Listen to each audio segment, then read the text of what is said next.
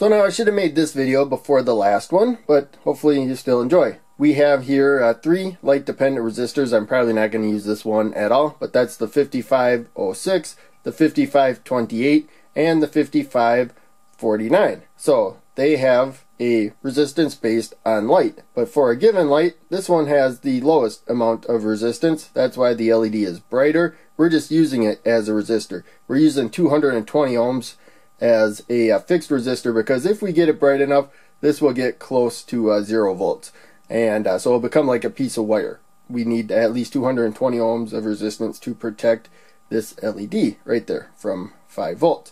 And here we have the 5549. So again, it's working just the same as that one, but you notice this LED's not as bright. Those are blue LEDs. They get bright even at very low current, but there you can see we can get it dimmer right there. So now I remove the blue LEDs and put a red one for the 5506 up there and a red one here for the 5549. And there you can see it doesn't look like we're getting any light. And of course, if I shade it to try to see the light better, that just shades the light dependent resistor as well, and we don't get as much light. So here we have the power supply. We had 5 volts before, 5 volts again. There's about 4 milliamps of current going through here. It's usually about a milliamp or 2 off, but it helps us to see the current. So you can see, I know this is going to wash out the LEDs. You can still see them in person, but on camera it's washing them out. But especially if we get the light on that one, you can see the current goes up. More current flows because they have lower resistance. And that's why we have the 220 ohm LED right there to help make sure we limit current. So I put 30 milliamps total because we have 2 parallel circuits. Their currents will add up right there. Now, we got less light with the red LEDs. As you can see there, they're just not as bright. But as you'll see, we have more current than we do with the blue LEDs. And there you see we have the blue LEDs now. Current looks like somewhere about half. Again, this isn't completely accurate, but it does go up and down as current goes up and down. We'll get the light there. We were getting, I think, like 13 or something milliamps before, and you know, we still go up with brighter light, but not as high as with the red LEDs. These are brighter, but they get brighter at less current, these blue LEDs. So they're more efficient. You get more light for a certain amount of current, even though the voltage did not change and our components did not change.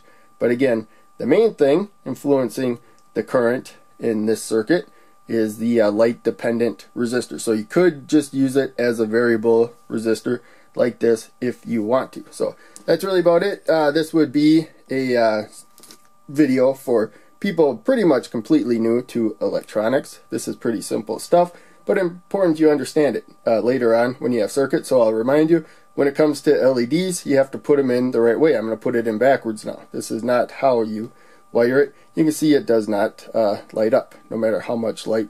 I should have actually did it with this one. No matter how much light is falling on it, these leads are not spaced like they used to be. They're a little harder to get in the board.